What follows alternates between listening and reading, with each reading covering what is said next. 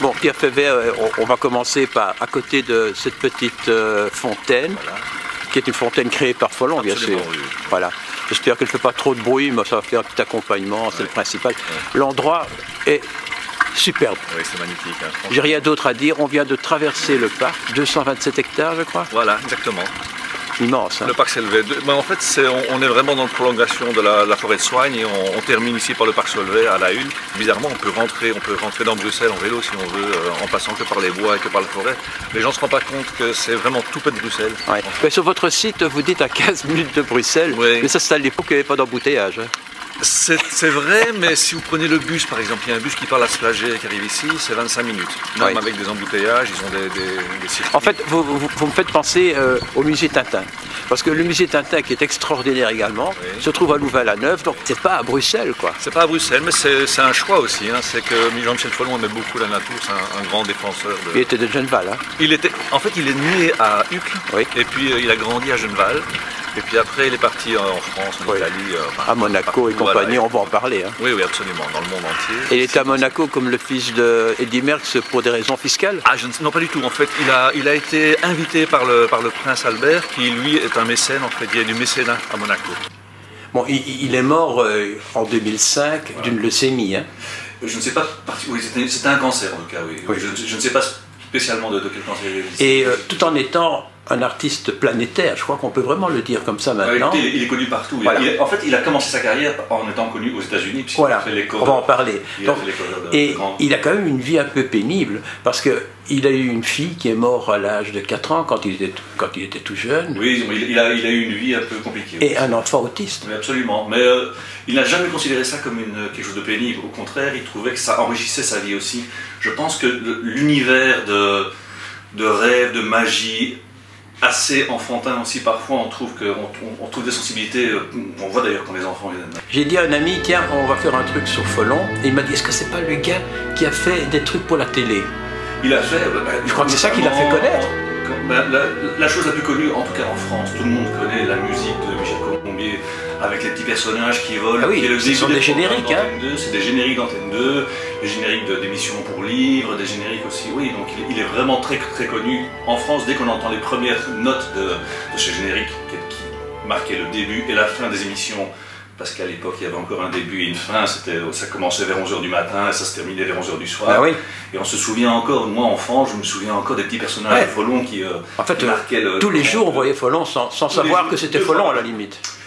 Et puis tout d'un coup, en 10 ans de temps, il a commencé à faire des murs de métro, il était dans tous les grands festivals, il faisait des pavillons. Il répondait à une demande de l'époque. Et affichiste aussi. Hein. Oui, affichiste, il a fait des affiches. Je pense que la plupart des gens au départ le connaissaient. Ils ont vu des affiches quelque part, soit pour Amnesty, soit contre la peine de mort, enfin pour Amnesty aussi.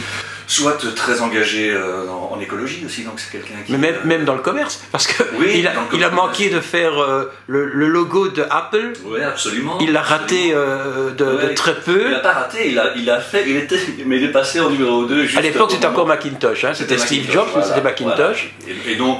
Et le contrat prévoyait qu'il ait droit à $1 par PC vendu. Oui. Mais il serait maintenant... Quoi? Par Mac. Par Mac, oui. Par Mac vendu. Oui, donc il serait aujourd'hui multimilliardaire. Comme certains peintres, j'ai remarqué aussi qu'il fait beaucoup de séries. Par exemple, ses bateaux, il y en a, je ne sais pas, 50. Et puis il fait tout le temps la même chose, comme Cézanne, je crois, avec la Sainte-Victoire. Et pourquoi? Là, pour les bateaux, par exemple, il employait beaucoup d'objets de récupération. Donc il y avait des bateaux en bois et des bateaux avec qui faisaient avec des lattes d'étudiants, enfin quand des enfants, avec du papier, avec du tissu. Il y a d'autres choses qui sont bronze. Donc c'était aussi un espèce d'exercice de style, comme à la Queneau. Sur ce thème-là, on va faire des variations, comme en musique. Il fait des variations sur un thème. Et à Knock, ça c'est extraordinaire. Expliquez-moi un peu, parce que ça je trouve vraiment... Alors l'œuvre s'appelle La mer, ce grand sculpteur. C'est sur la plage. C'est sur la plage de Knock. En fait, c'est pas sur la plage, c'est sur un brise-lame qui se lance dans la mer. Oui. C'est un bronze alors. C'est un bronze. C'est un bronze qui est vraiment scellé dans un brise-lame.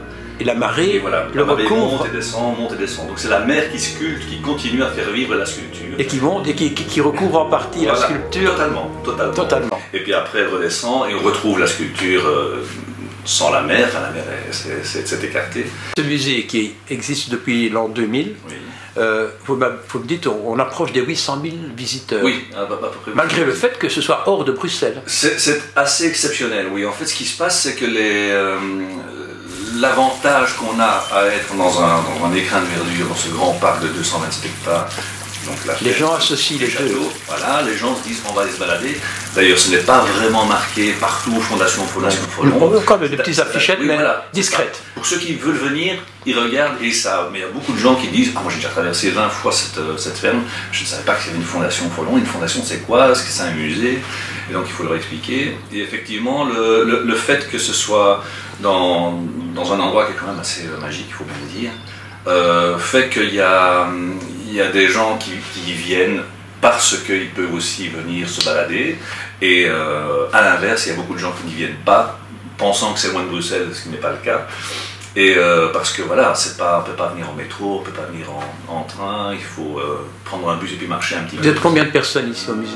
On est 15, mais c'est pas 15 plein temps, on est 15 à travailler. Quand même. Oui. Donc, voilà, en équivalent plein temps, je dirais que c'est une dizaine de personnes.